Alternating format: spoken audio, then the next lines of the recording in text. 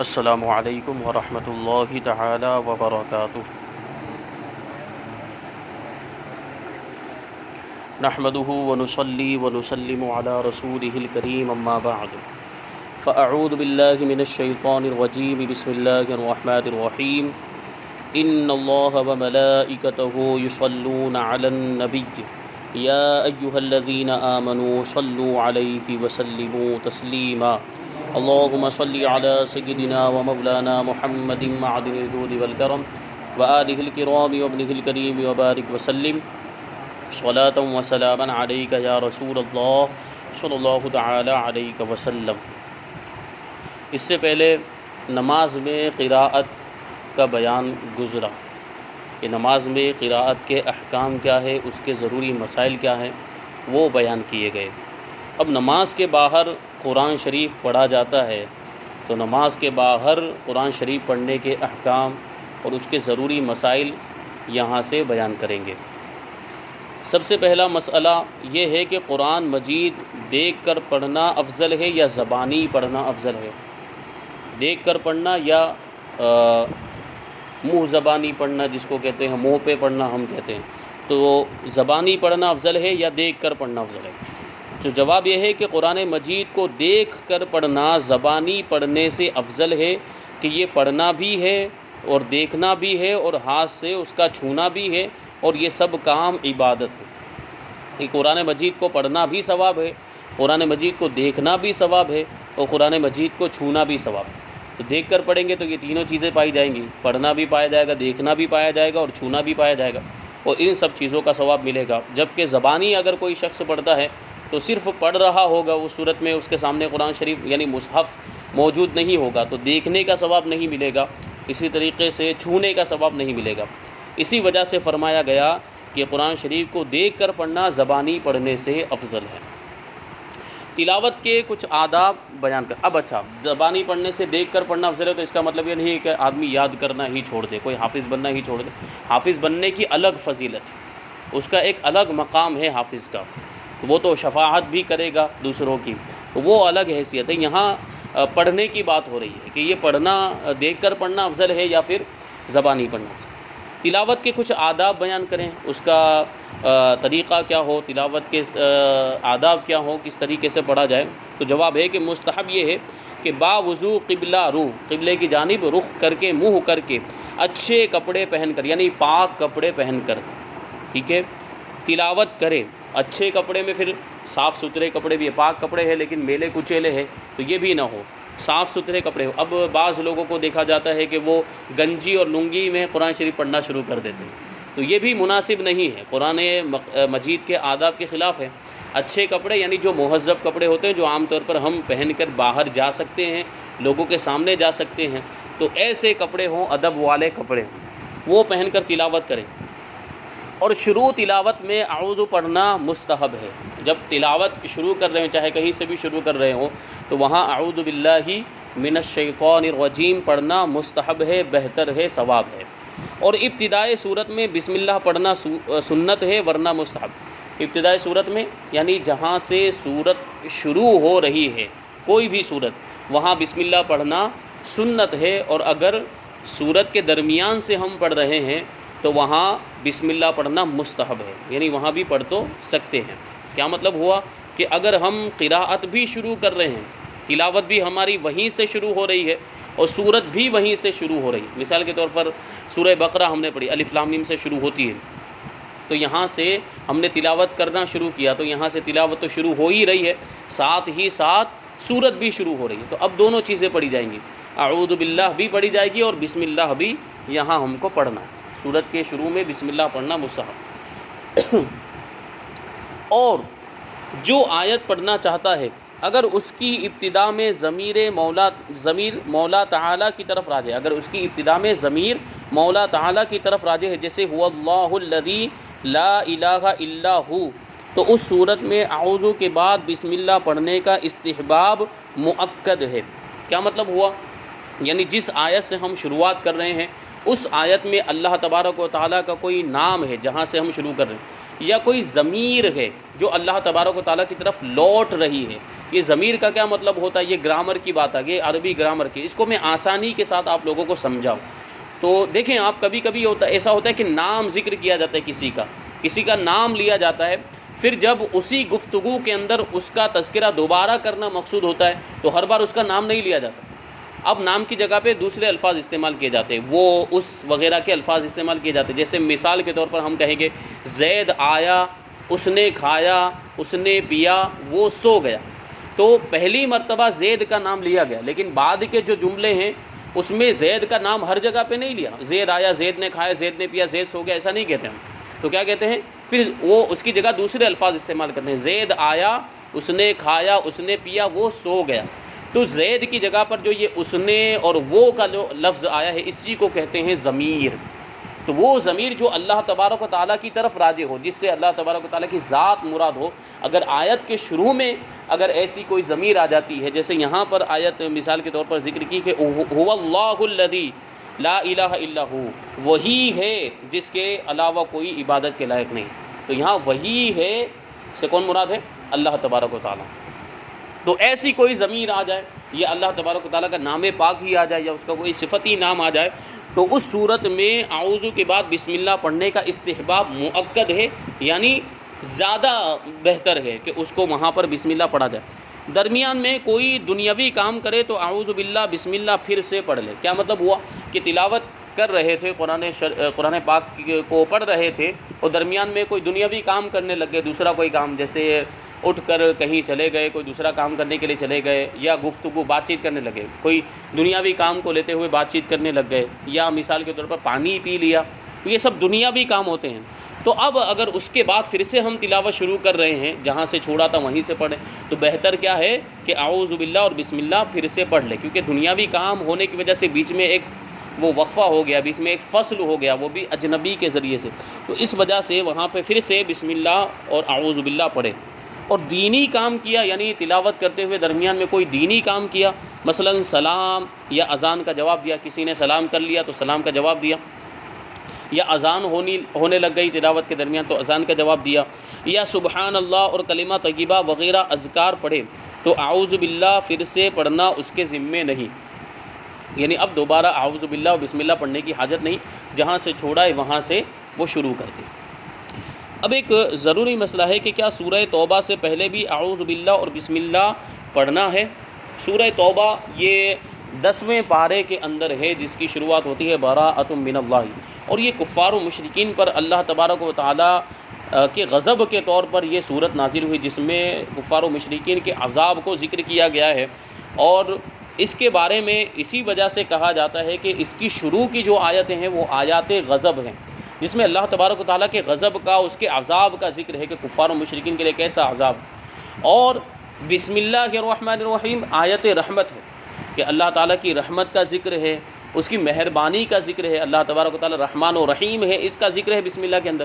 تو اسی وجہ سے علماء فرماتے ہیں کہ اگر سورہ براءت کے شروع میں، سورہ توبہ کے شروع میں اگر بسم اللہ پڑھیں گے تو آیات غضب اور آیات رحمت دونوں جمع ہو جائیں گے، اس لیے حکم یہ ہے وہاں پر کہ اس کے شروع میں بسم اللہ نہیں پڑھنا، لیکن اس کے کچھ احکام، مخصوص احکام ہیں، اس کو بیان کرتے ہیں۔ سورہ براءت سے اگر تلاوت شروع کی تو اعوذ باللہ اور بسم اللہ کہہ لے، یعنی تلاوت وہیں سے شروع کر رہے ہیں، پہلے سے پڑھتے ہوئے نہیں آ رہے، کہ ایک تو یہ ہے کہ شروع سے پڑھتے ہوئے بیچ میں سورہ توبہ آ گئی، اور ایک یہ ہے کہ وہیں سے ہم نے پڑھنا شروع کیا، سورہ توبہ سے ہی پڑھنا شروع کیا ہے، تو اب وہاں ہم اعوذ باللہ اور بسم اللہ پڑھ سکتے ہیں، بسم اللہ بھی پڑھ سکتے ہیں، کیونکہ ہم اب تلاوت بھی شروع ہو رہی ہے، تو اب یہ کہا جائے گا کہ ہم نے تلاوت کے لیے جو بسم اللہ پڑھا جاتا ہے تلاوت کے شروع میں وہ ہم نے پڑھا، اور جو اس کے پہلے سے تلاوت شروع کی اور سورہ براءت درمیان میں آ گئی تو تسمیہ پڑھنے کی حاجت نہیں، یعنی اب یہاں پہ بسم اللہ پڑھنا ضروری نہیں، پہلے سے پڑھتے ہوئے آ رہے تھے اور پھر اب درمیان میں سورہ توبہ آ گئی، سورہ براءت آ گئی، تو اب وہاں پر وقف کرے، رک جائے اس سے پہلی والی آیت پر، اور پھر بغیر بسم اللہ پڑھے ہوئے سورہ توبہ کو شروع کرتے ہیں۔ اور اس کی ابتدا میں نیا تعوذ جو آج کل کے حافظوں نے نکالا ہے یہ بے اصل ہے۔ یعنی کیا مطلب ہوا کہ اگر درمیان سے پڑھتے ہوئے بھی آ رہے ہیں، پہلے سے پڑھتے ہوئے آ رہے ہیں اور درمیان میں سورہ توبہ آ جاتی ہے تو وہاں اعوذ باللہ من الشیطان الرجیم پڑھتے ہیں، بسم اللہ تو نہیں پڑھتے ہیں لیکن اعوذ باللہ من الشیطان الرجیم پڑھتے ہیں اور پھر سورہ توبہ کو پڑھتے ہیں، تو یہ بھی بے اصل ہے۔ ایسا بھی نہیں، بس صرف وقف کریں اور پھر سورہ توبہ شروع کر دیں، اس سے دو صورتوں کا الگ ہونا معلوم ہو جائے، بس ملانے کی بھی اجازت نہیں، ملایا بھی نہ جائے۔ جو اس سے پہلی والی آیت ہے اس کو سورہ انفال کی آخری آیت، اس کو سورہ توبہ کی آیت سے، پہلی والی آیت سے ملایا بھی نہ جائے، اس پر وقف کیا جائے، پھر وہاں سے سورہ توبہ کو شروع کیا جائے تاکہ دو الگ الگ صورتیں معلوم ہو جائیں۔ تو اس کے ابتدا میں نیا تعوذ جو آج کل کے حافظوں نے نکالا ہے بے اصل ہے، اور یہ جو مشہور ہے کہ سورہ توبہ ابتداً بھی پڑھے جب بھی بسم اللہ نہ پڑھے، یہ محض غلط ہے۔ یعنی جب وہیں سے قراءت شروع کر رہے ہوں، وہیں سے تلاوت شروع کر رہے ہوں تو بسم اللہ نہیں پڑھنا چاہیے، یہ بھی غلط ہے۔ یعنی وہ تلاوت کی نیت سے کہ ہم یہاں سے تلاوت شروع کر رہے ہیں تو تلاوت کے شروع میں چونکہ بسم اللہ پڑھا جاتا ہے تو بسم اللہ پڑھنے کی اجازت ہے۔ لیٹ کر قرآن مجید پڑھنا کیسا ہے؟ لیٹ کر سوتے سوتے سے بستر پر لیٹے ہوئے ہیں اور قرآن شریف پڑھنا، تو ظاہر سی بات ہے آداب کا تقاضا تو یہی ہے کہ بیٹھ کر پڑھیں اچھی طریقے سے، لیکن کبھی کوئی مجبوری ہے ایسے لیٹ کر پڑھنے کی تو وہاں اجازت ہوگی، لیکن کیا صورت ہونی چاہیے اس کو بتاتے ہیں۔ لیٹ کر قرآن پڑھنے میں حرج نہیں ہے جبکہ پاؤں سمٹے ہو، پاؤں ایسے موڑ کے رکھے ہو، جیسے اپنے بیٹے چار جانو تو یہ اس طریقے سے پاؤں مڑے ہوئے ہوتے ہیں، تو سونے میں بھی اگر اس طریقے سے پاؤں مڑے ہوئے ہیں، سمٹے ہوئے ہیں تو پڑھنے کی اجازت، پاؤں بالکل سیدھے ہیں ایسے تو اس صورت میں یہ آداب کے خلاف ہے۔ اور منہ کھلا ہوا ہو، چہرہ ڈھکا ہوا نہیں ہونا چاہیے، چہرے کے اوپر چادر وغیرہ کچھ نہ ہو، منہ کھلا ہوا ہو تب پڑھ، کیونکہ چادر وغیرہ ہوگی تو پڑھیں گے تو وہ چادر کی وجہ سے آواز صحیح نہیں نکل پائے گی اور ممکن ہے کہ تلفظ بھی صحیح نہ ہو پائے، منہ پر جب چادر وغیرہ کچھ رکھی ہوئی ہوگی، تو اسی لیے کہا منہ کھلا ہوا ہو۔ اور یوں ہی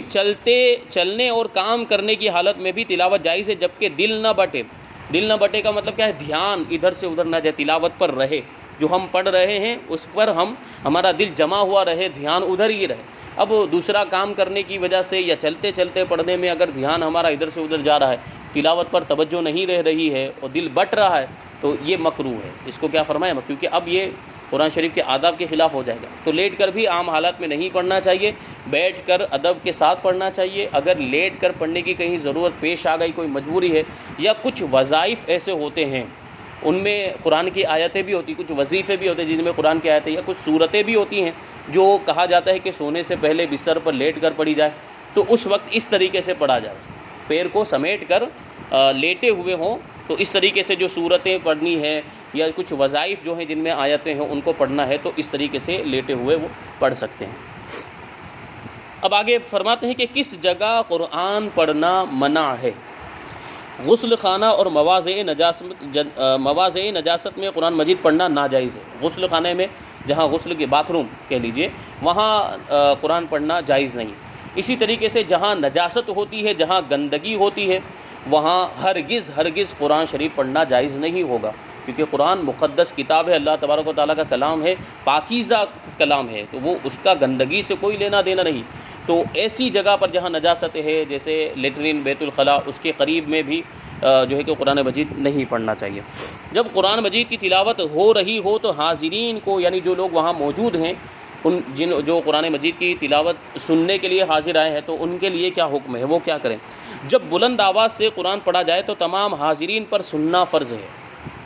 جب بلند آواز سے قرآن پڑھا جا رہا ہو تو قرآن شریف کو سننا اور خاموش رہنا ضروری ہے،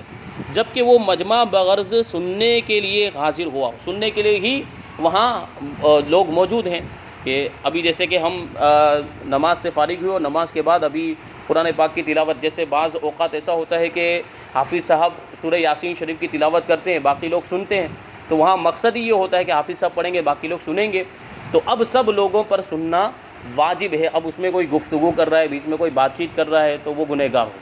یا بیچ میں کوئی دوسرا کام کر رہا ہے تو یہ نہیں۔ تو جو لوگ مجمع ہے وہ سننے کے لیے حاضر ہو تو سب پر سننا واجب ہے، ورنہ ایک کا سننا کافی ہے۔ یعنی مجمع سننے کے لیے حاضر نہیں ہوا، مجمع دوسرے مقصد کے لیے بیٹھا ہوا ہے اور اسی میں کسی نے بلند آواز سے تلاوت کرنا شروع کر دیا ہے تو وہاں ایک کا سننا کافی ہے، اگرچہ اور اپنے کام میں مشغول ہوں۔ مجمع میں سب پڑھنے والے بلند آواز سے پڑھے تو کیا حکم ہے؟ بعض اوقات ایسا دیکھا بھی جاتا ہے کہ زور سے سب لوگ مل کر پڑھنا شروع کر دیتے ہیں، تو ایسا کرنا کیسا ہے، اس کا کیا حکم ہے؟ تو مجمع میں سب لوگ بلند آواز سے پڑھے یہ حرام ہے، کیونکہ ابھی بیان فرمایا کہ جب قرآن بلند آواز سے پڑھا جائے تو سامنے والے کو، سننے والے کو سننا فرض ہو جاتا ہے، تو اب سبھی لوگ بلند آواز سے پڑھنے لگ جائیں گے تو پھر کون سنے گا؟ تو جو سن نہیں رہا ہے وہ گنہگار ہوگا۔ تو بلند آواز سے نہ پڑھنا چاہیے۔ اگر چند شخص پڑھنے والے ہوں تو حکم یہ ہے کہ آہستہ پڑھیں۔ جو قرآن خوانی ہوتی ہے، ختم وغیرہ ہوتے تو اس میں بھی یہ طریقہ جو ہے کہ ملحوظ رہنا چاہیے کہ آہستہ پڑھیں، یعنی اتنی آواز میں کہ خود سن سکے۔ جہاں اس سے پہلے بھی آیا کہ جہاں پڑھنا بولا جاتا ہے وہاں پڑھنے سے مراد یہی ہے کہ کم سے کم اتنی آواز میں پڑھے کہ وہ خود سن سکے۔ آواز اور زیادہ بلند نہیں ہونی چاہیے، اتنی بلند نہیں ہونی چاہیے کہ پڑوسیوں تک آواز پہنچے، جو قریب میں بیٹھے ہوئے ان تک آواز پہنچے، اتنی بلند آواز نہیں ہونی چاہیے۔ بازاروں میں اور جہاں لوگ کام میں مشغول ہوں وہاں پر بلند آواز سے قرآن پڑھنا کیسا ہے؟ بازاروں میں اور جہاں لوگ کام میں مشغول ہوں بلند آواز سے قرآن پڑھنا ناجائز ہے۔ کیوں؟ ظاہر سی بات ہے کہ قرآن جب پڑھا جا رہا ہو تو سننا ضروری ہوتا ہے۔ اب لوگ اپنے اپنے کاموں میں مشغول ہے، بازار کے اندر لوگ دکانوں میں تجارت کر رہے ہیں، کاروبار کر رہے ہیں، اپنے کام میں ہیں، اور ایسی صورت میں کوئی جا کے وہاں زور زور سے قرآن کی تلاوت کرنا شروع کر دے تو ایسا تو ممکن نہیں ہے کہ ہر کوئی اپنا کام چھوڑ کر جو ہے کہ اس میں قرآن شریف کی تلاوت سننے لگ جائے۔ وہ اپنا کام کر رہے ہوں گے، ضروری بھی ہوگا ان کے لیے کیونکہ تجارت کر رہے ہیں، کاروبار کر رہے ہیں۔ تو اب ایسی صورت کے اندر کیا حکم ہوگا؟ تو یہ جائز نہیں ہے، جہاں لوگ اپنے اپنے کاموں میں مشغول ہوں بازاروں میں، وہاں اس طرح کی جگہوں پر قرآن شریف نہیں پڑھنا چاہیے بلند آواز سے۔ لوگ اگر نہ سنیں گے تو گناہ پڑھنے والے پر ہے، کیونکہ اس کی جگہ، ایسی جگہ پر اس نے پڑھائی کیوں کہ جہاں لوگ کاموں میں مشغول ہے، جہاں لوگ سننے کے لیے بیٹھے ہوں تو وہاں پڑھا جائے، اور یہاں تو لوگ اپنے اپنے کاموں میں ہیں تو پڑھنے والے پر گناہ ہوگا۔ اگر کام میں مشغول ہونے سے پہلے ہی اس نے پڑھنا شروع کر دیا ہو، اور اگر وہ جگہ کام کرنے کے لیے مقرر نہ ہو تو اگر پہلے پڑھنا اس نے شروع کیا اور لوگ نہیں سنتے تو لوگوں پر گناہ ہے۔ وہ جگہ کام کرنے کے لیے فکس نہیں ہے لیکن وہاں لوگ آئے اور کام کرنا شروع کر دیا جبکہ یہ پہلے ہی سے تلاوت کر رہا تھا، تلاوت جاری تھی اور درمیان میں لوگ آئے، اور وہ جگہ ایسی ہے کہ کام کرنے کے لیے فکس نہیں ہے۔ جیسے بازار تو کام کرنے کے لیے مقرر ہوتا ہے کہ وہاں تو لوگ کاروبار کرتے ہی ہیں، لیکن کوئی ایسی جگہ ہے جہاں وہ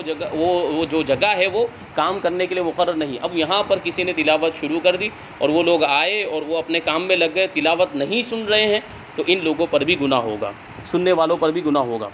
اور اگر کام شروع کرنے کے بعد اس نے پڑھنا شروع کیا تو اس پر گناہ ہے، یعنی پڑھنے والے پر گناہ ہے۔ وہ آئے اور انہوں نے کام کرنا شروع کر دیا، اب کوئی آیا دوسرا شخص اور اس نے تلاوت کرنا شروع کر دیا، تو اب وہ تو اپنا کام پہلے سے کر رہے ہیں، جو کام کرنے والے ہیں، جو اپنے کام میں مشغول ہیں، تو اب پڑھنے والے پر گناہ ہوگا۔ جہاں کوئی شخص علم دین پڑھا رہا ہے یا طالب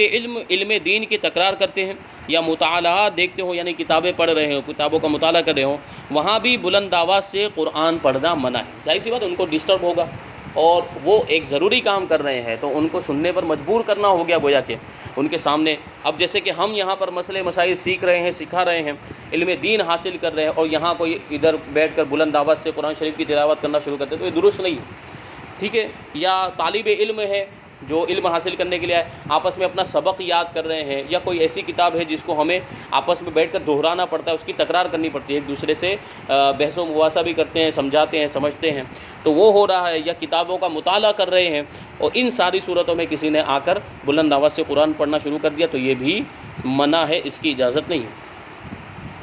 اب آگے ایک مسئلہ ہے کہ قرآن مجید سننا افضل ہے یا تلاوت کرنا؟ فرماتے ہیں قرآن مجید سننا تلاوت کرنے اور نفل پڑھنے سے افضل ہے۔ قرآن مجید سننا تلاوت کرنے سے افضل ہے، کیونکہ سننے میں کیا ہوگا کہ آدمی غور و فکر کرے گا اس میں، اور سننے میں توجہ پوری اس کی قرآن شریف کی طرف ہوتی ہے۔ ایسی صورت میں یعنی دیگر چیزوں سے وہ بے نیاز ہو کر قرآن شریف کی طرف توجہ لگا دیتا ہے، جبکہ تلاوت میں کبھی ایسا ہوتا ہے کہ پڑھتے پڑھتے دھیان ادھر ادھر بھی چلا جاتا ہے۔ بہرحال غنیۃ المتملی کے اندر یہ بات لکھی ہوئی ہے کہ قرآن شریف سننا تلاوت کرنے سے افضل ہے۔ اب اس کا یہ مطلب نہیں ہے کہ قرآن شریف تلاوت کرنا ہی چھوڑ دے، یہ پہلے بھی بتا دیا گیا کہ یہ خصوصیات ہوتی ہیں، ورنہ تلاوت کرنے کی اپنی حیثیت ہے، تلاوت کرنے کا اس کے اپنے الگ ثوابات ہیں، تو تلاوت کرنے کی بھی بڑی فضیلتیں ہیں۔ خود سے تلاوت کر رہے تھے، اس دوران کوئی معظم دینی آ جائے تو کیا اس کی تعظیم کے لیے کھڑے ہو سکتے ہیں؟ معظم دینی یعنی ایسی دیندار شخصیت جو قابل تعظیم ہو، جیسے پیر صاحب ہوتے ہیں تو وہ دیندار ہوتے ہیں، باشرع نمازی پیر صاحب، اور باعمل عامل بالسنہ، ایسے پیر صاحب آ گئے جو قابل تعظیم ہیں، ان کی تعظیم ہم عام طور پہ کرتے ہیں، یا ہمارے کوئی استاد آ گئے یا کوئی اور ایسی شخصیت آ گئے جو تعظیم کے لائق ہے، تو کیا ان کی تعظیم کے لیے ہم قرآن پڑھتے پڑھتے تلاوت کے دوران کھڑے ہو سکتے ہیں؟ یہ سوال ہے۔ تو اس کا جواب یہ کہ تلاوت کرنے میں، یعنی تلاوت کے دوران، تلاوت کے درمیان کوئی شخص معظم دینی، دیندار ایسی شخصیت جو قابل تعظیم ہے، جیسے بادشاہ اسلام، پرانے زمانے میں جو بادشاہ اسلام ہوتے تھے، وہ بادشاہ اسلام جو شریعت کے پابند ہوتے تھے، وہ بادشاہ نہیں جو عیاش کس قسم کے ہوتے، ان کی بات یہاں پہ نہیں چل رہی۔ بات کن کی چل رہی ہے؟ وہ بادشاہ اسلام جو قابل تعظیم واقعی، جو شریعت کے پابند ہوا کرتے تھے، یا عالم دین اگر آ جائے تلاوت کے دوران، عالم دین واقعی قابل تعظیم ہے، وہ علم کی وجہ سے ان کو یہ فضیلت حاصل ہے، یا پیر صاحب آ گئے، پیر کامل آ گئے جو باعمل پیر ہیں، یا استاذ آ گئے، یا باپ آ جائے تو باپ کی بھی تعظیم ہے، والد کی بھی تعظیم ہے، تو تلاوت کرنے والا ان سب کی تعظیم کے لیے کھڑا ہو سکتا ہے، اجازت ہے، ان سب کی تعظیم کے لیے اس کو کھڑے ہونے کی اجازت ہے۔ اب اس کے بعد اور کچھ ضروری مسائل انشاءاللہ تبارک و تعالیٰ قرآن مجید پڑھنے کے تعلق سے، یعنی نماز کے باہر قرآن مجید پڑھنے کے بارے میں ابھی اور کچھ مسائل باقی ہیں، اور اس کے بعد قراءت میں غلطی ہو جانے کا بیان، ان ساری چیزوں کو بیان کریں گے۔ اللہ تبارک و تعالیٰ ہم سب کو عمل کی توفیق عطا فرمائے۔ وما علینا الا البلاغ۔ السلام علیکم۔